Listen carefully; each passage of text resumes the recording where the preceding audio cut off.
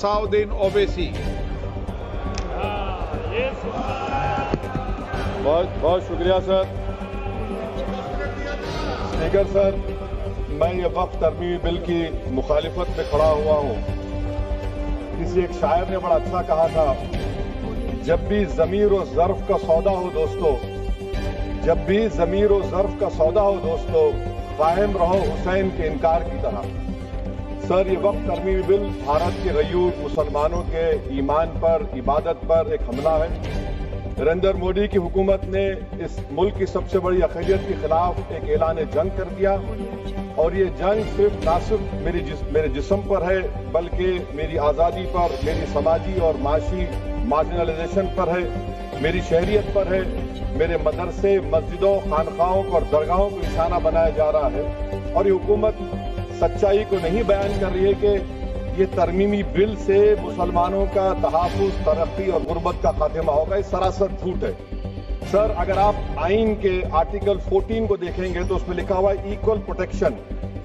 अब आप देख लीजिए सर के हिंदू, सिख और जैन को और बौद्ध को उनके एंडोमेंट में तहफ़्फ़ुज़ मिलेगा, क्योंकि उनका एंडोमेंट बाय यूजर बरकरार है और उनका एडमिनिस्ट्रेशन उनके हाथ में होगा कि गैर हिंदू या गैर उनके मजहब का आदमी दान भी दे सकता है उनके लिए, और एंडोमेंट बोर्ड का तहफ़्फ़ुज़ भी मिलेगा, क्योंकि उसके ऊपर ओवरराइडिंग क्लॉज अप्लाई नहीं होगा, लिमिटेशन का कानून उस पर अप्लाई नहीं होगा। उसके बरक्स ऑपोजिट आप देख लीजिए, मुस्लिम वक्फ को वक्फ बाय यूजर निकाल दिया गया। एक मुस्लिम वक्फ की जायदाद पर कब्जा होगा, लिमिटेशन लगेगा तो जो एनक्रोचर है, जो काबिज है, वो रातों रात मालिक बन जाएगा और एक गैर मुस्लिम वक्फ बोर्ड को एडमिनिस्टर करेगा। ये आर्टिकल 14 के इक्वल प्रोटेक्शन का वायलेशन। अब आर्टिकल 14 में सर इक्वालिटी बिफोर लॉ है, और उसका कैसा वायलेशन हो रहा है कि कोई आर्बिट्रेरी स्टेप नहीं ले सकता, और कोई भी ऑफिशियल किसी भी तरीके से गलत आर्बिट्रेरी फैसला नहीं लेगा। यहां पर आप एक डेजिग्नेटेड ऑफिसर को रखकर वो फैसला लेगा कि ये जायदाद वक्फ की है, गवर्नमेंट की है। क्या ये प्रिंसिपल्स ऑफ नेचुरलिटी के खिलाफ नहीं है, जिसका तकर्रुर एग्जीक्यूटिव करती है? ये हमारे theory of separation of powers, Bharat के आइन का बेसिक स्ट्रक्चर का हिस्सा है। क्या इसका वायलेशन नहीं है? सर, आर्टिकल 25 का वायलेशन कैसे है कि आप मुसलमानों से वक्फ यूजर छीन रहे हैं और फिर आप कर्ब कर रहे हैं वक्फ औलाद को, मगर वहीं पर दूसरे धर्म के मानने वालों को उनके मजहब पर चलने की पूरी इजाजत है। लफ्ज जो आर्टिकल 25 में इस्तेमाल हुआ सर, वो इक्वली एंटाइटल्ड, यहां पर मुसलमानों के इक्वल एंटाइटल्ड नहीं हो रहा। अभी हम गृह मंत्री का, वजीर दाखिला का यहां पर उनका हमने तकरीर सुनी, यहां पर वो ये कहते हैं वजीर दाखिला, शायद वो कटमुल्ला की जबान ना कह दे, वजीर दाखिला कहने पर वजीर दाखिला ने अपने बयान में कहा कि बोर्ड और काउंसिल जो होगा वो माने वक्फ इस्लाम से अलग है। सर, अगर ये बात सच है आपकी, तो फिर आपको एक कानून बनाने की जरूरत ही नहीं है। आप एक नॉन स्टैट्यूटरी बॉडी बना दीजिए। ये जो कानून बन रहा है ना सर, ये आर्टिकल 26 इसका सोर्स है, और आर्टिकल 26 जब इसका सोर्स है तो आर्टिकल 26 का ABCD क्या कहता है कि रिलीजियस डिनोमिनेशन को अपने मजहब के अफेयर्स खुद चलाना, मूवेबल इमूवेबल प्रॉपर्टी को लेना और एडमिनिस्टर करना। जब हिंदू धर्म को, बौद्ध धर्म को, सिखों को यह राइट दिया गया है, तो आप कैसे मुसलमानों से छीन रहे हैं? तो ये आर्टिकल 26 का ग्रेव वायलेशन है। तो सर, अब वक्फ बाय यूजर का मामला देखिए, मिनिस्टर साहब ने कहा कि एंक्रोचमेंट हो रहा है, 17,000 एंक्रोचमेंट हुए हैं। तो यही नरेंद्र मोदी की हुकूमत ने 2014 में उस वक्त के मंत्री ने एक Waqf properties eviction of unauthorised occupants bill को इंट्रोड्यूस किया। आपने विड्रॉ कर लिया 2024 में उसको। क्यों विड्रॉ किया सर आपने? जब आप मान रहे थे कि एंक्रोचमेंट हो रहा है तो आपने बिल को विड्रॉ कर लिया। अच्छा सर, अब वक्फ बाय यूजर को आपने निकाल दिया, माने कंडीशन क्या लगाए कि अगर उसमें डिस्प्यूट होगा और गवर्नमेंट प्रॉपर्टी होगी। सर, डिस्प्यूट तो है। मिसाल के तौर पर मोहिबुल्लाह साहब जिस मस्जिद के इमाम है, पार्लियामेंट के सामने मस्जिद है सर, 123 प्रॉपर्टीज में मस्जिद है, डिस्प्यूट चल रहा है। कल कलेक्टर या डिस्ट्रिक्ट ऑफिसर बोलेगा कि भाई साहब ये गवर्नमेंट प्रॉपर्टी है, स्टिकर लगा दिया जाएगा, मस्जिद बंद गवर्नमेंट प्रॉपर्टी हो गई, होगी ना सर? अब ये बताइए, आप जब से यहां पर पूरे बीजेपी रूलिंग पार्टी हमको ज्ञान दे रहे हैं कुछ नहीं होगा, कुछ नहीं होगा, मैं दलील के साथ बता रहा हूं आपको। ये मस्जिद दिल्ली गवर्नमेंट बोलती हमारी है, वक्फ दिल्ली वक्फ बोलता हमारी है, तो सर वक्फ पर यूजर, अगर मैं अपनी गवर्नमेंट के खिलाफ वक्फ बोर्ड वक्फ पर यूजर इस्तेमाल नहीं करेगा तो क्या है सर? अच्छा, ये अमेंडमेंट जब हो जाएगा तो मुझे कहने दीजिए सर, सिर्फ प्राचीन मंदिरों की हिफाजत होगी, मस्जिदों की नहीं होगी। अब सर आप आ जाइए, अगर डिस्प्यूट मेरा एंशिएंट मॉन्यूमेंट से वक्फ का, एक मिसाल दे रहा हूं, दिल्ली में 172 वक्फ प्रॉपर्टीज एएसआई कंट्रोल में, मैं तो हार ही गया वो, क्योंकि मेरे पास डॉक्यूमेंट नहीं है। आप कह रहे हैं कि डॉक्यूमेंट चढ़ाओ, अगर मेरा गवर्नमेंट से डिस्प्यूट चल रहा है मैं तो क्लेम ही नहीं कर सकता, क्योंकि आप जज बनेंगे, आप ही फैसला करेंगे, और जब तक आप फैसला नहीं करते वो वक्फ की प्रॉपर्टी नहीं होगी, वो प्रोविजन डाल दिया आपने। अच्छा, अगर मेरा डिस्प्यूट एनक्रोचर से होगा सर, तो एनक्रोचर में तो आपने तो 107 को डिलीट कर दिया, आप रातों रात काबिज को, एनक्रोचर को मालिक बना रहे हैं। सर मैं ये पूछना चाहता हूं आपके जरिए हुकूमत से, एक मुंबई में एक बहुत बड़े दौलतमंद है, खोजा बरादरी का यतीम खाना था, उन्होंने 2004 या 5 में 22 करोड़ में खरीद किया। वो केस सुप्रीम कोर्ट में कि आप उनको मालिक बनाना चाहती है लिमिटेशन एक्ट अप्लाई करके, हमको बताइए, हम जानना चाह रहे हैं। और सच्चर कमेटी ने सर 2007 में कहा कि दिल्ली के 123 प्रॉपर्टीज की मार्केट वैल्यू 6000 करोड़ की। आज हम 2025 में आ गए, क्यों आप उन प्रॉपर्टीज के खिलाफ पड़े हुए? 1976 में उस वक्त के वजीर आजम इंदिरा गांधी लेटर लिखा, इसको आप दे दीजिए, मगर आप उसको मानने को तैयार नहीं है। तो सर और एक जो झूठ फैलाया जा रहा है, management, empowerment, efficient development. Sir this bill takes any management from the hands of Muslims, disempowers the waqf in comparison to any other stakeholder, takes away the efficiency of administration and hampers development.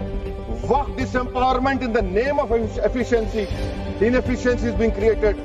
The progress of development from pre-independence to today is sought to be destroyed. Sir अभी हमारे home minister साहब ने फजल पुकाया case का जिक्र किया।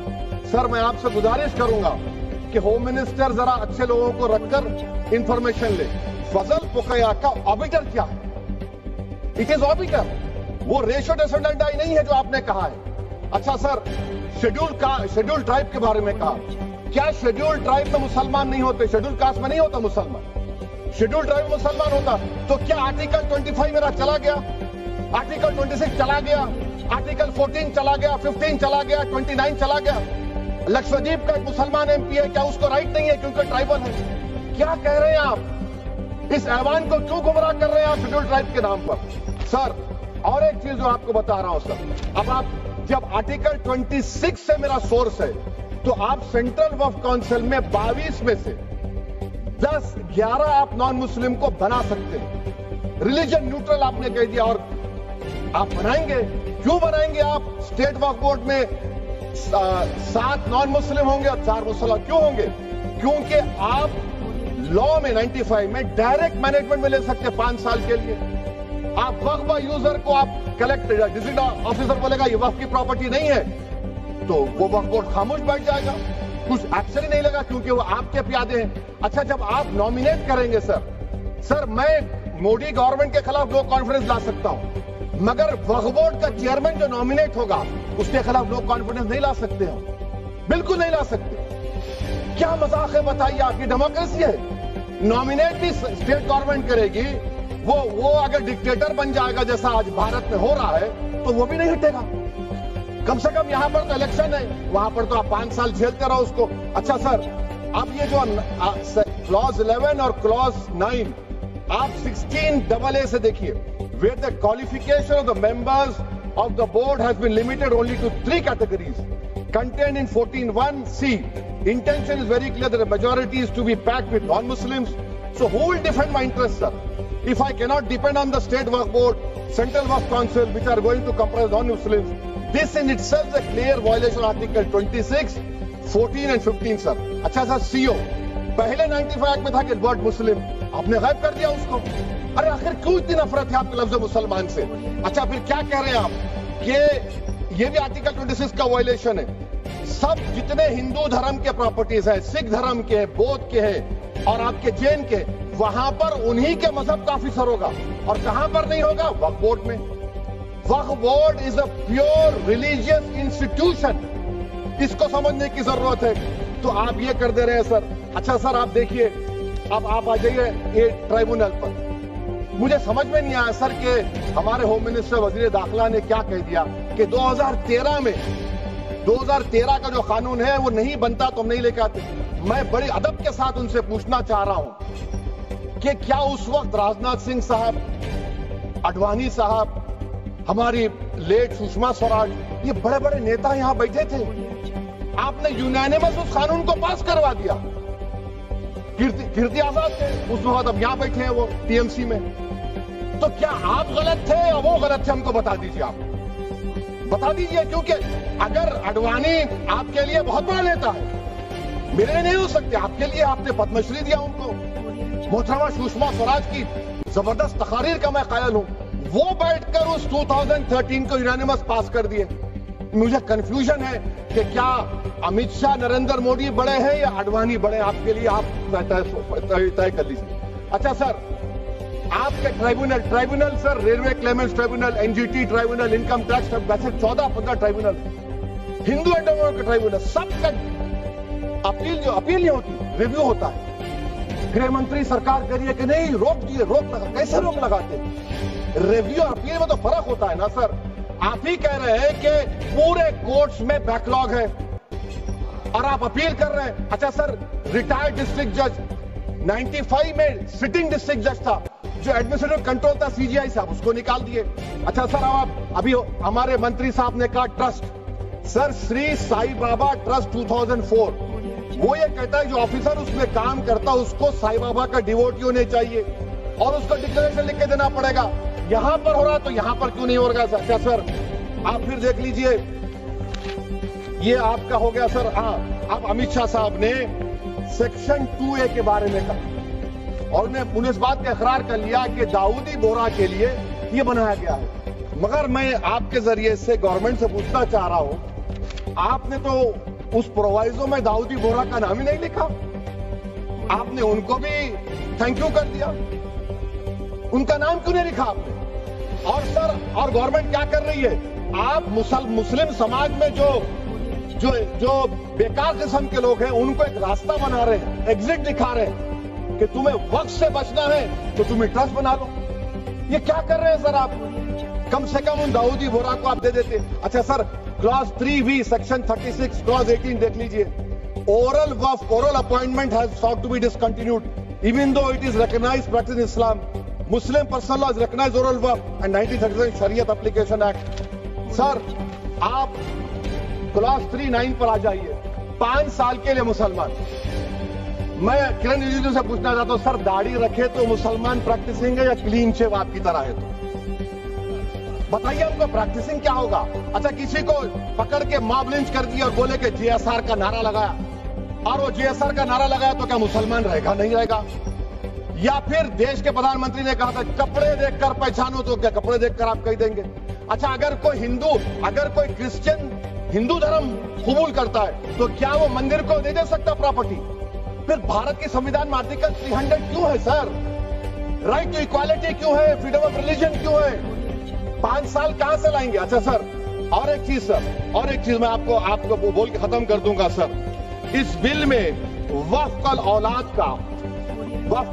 का sir, इसमें आप देखिए clause 432, the creation of waqf al-awlad shall not result in denial of inherent rights to heirs, including women heirs or the waqif or any other right of person. Sir, ये article 25 का violation है, शरीयत application act 37 का violation, article 300A का violation है। अच्छा, हिंदू धर्म में सेल्फ एक्वायर्ड प्रॉपर्टी को एक हिंदू, अब उसके फर्ज के 2 बच्चे हैं, वो एक को अपनी पूरी दौलत दे सकता है, कोई रोक टोक नहीं है। वो कहेगा नहीं मैं घर के बच्चों को नहीं दूंगा, मोहल्ले के गरीब को दे दूंगा, वो भी कोई रोक टोक नहीं है। वहां पर आपको बच्चों की फिक्र नहीं है। जब मैं अपनी प्रॉपर्टी को अल्लाह को मालिक बनाकर दे रहा हूं, आप कह रहे बच्चों की फिक्र नहीं है। इतनी मोहब्बत आप बिल्किस बानो से दिखा देते तो आपके लिए दुआएं देती आपके लिए। तो सर आप दूसरी बात आप देख लीजिए सर, आखिरी बात कहकर मैं अपनी बात को मुकम्मल कर रहा हूं सर। नहीं सर, मैं मुकम्मल कर रहा हूं। स्पीकर साहब बहुत टाइम देती सर। आप देखिए इसमें अमित शाह साहब बोले कि इतनी प्रॉपर्टीज का कब्जा हुआ, चोरी हुई, ये हुआ। सर क्लास 2652A सेक्शन, अगर कोई प्रॉपर्टी बेचता है 2 साल की सजा थी, आपने क्या कर दिया, उसको 6 महीने कर दिया। नॉन अवेलेबल था, आपने अवेलेबल कर दिया। सेक्शन 40 की बात करते हैं। सेक्शन 40 में सर हमको जो ज्वाइंट वर्किंग कमेटी का जो नोट्स दिए, उसमें मिनिस्ट्री ऑफ माइनॉरिटी अफेयर्स ने कहा कि 30 साल में 515 केसेस सेक्शन 40 के, और सिर्फ 8 लोग कोर्ट को गए। वक्फ यूजर का कानून तेलंगाना आंध्रा में है, सेक्शन 40 का कानून तमिलनाडु 63 है, आंध्र प्रदेश में 43 है। और सर आप डायरेक्शन दे रहे हैं। अच्छा क्लॉज 4218B देखिए सर, आप रूल बना रहे हैं, कोऑपरेटिव फेडरलिज्म के खिलाफ है, इतना रूल बना रहे हैं। और आखिर में सर मैं आपको बताना चाह रहा हूं स्पीकर साहब, ये बिल का मकसद सिर्फ मुसलमानों को जलील और रुस्वा करना है, मुसलमानों को दूसरे दर्जे का शहरी बनाने का इनका मकसद है। सर अगर आप हिस्ट्री को पढ़ेंगे तो महात्मा गांधी उस वक्त के व्हाइट अफ्रीका में सफेद फम अफ्रीका के कानून को महात्मा गांधी ने कहा था कि ये मेरा कॉन्शियंस उसको मानता नहीं, मैं इस कानून को कबूल नहीं करता हूं। तो महात्मा गांधी ने क्या किया, उन्होंने उस कानून को फाड़ दिया। तो मैं गांधी की तरह इस कानून को फाड़ता हूं। ये अनकॉन्स्टिट्यूशनल है सर। इस देश में झगड़े पैदा करने का काम बीजेपी करना चाहती है मस्जिद और मंदिर के नाम पर, इसीलिए मैं इसका कंडेम करता हूं। और मैं आपसे गुजारिश करता हूं कि मैंने अपने 10 अमेंडमेंट दी है, आप इसको कबूल करिए सर, मुझे बोलने का मौका दीजिए और उस पर डिवीजन का मैं डिमांड भी करूंगा। Thank you sir.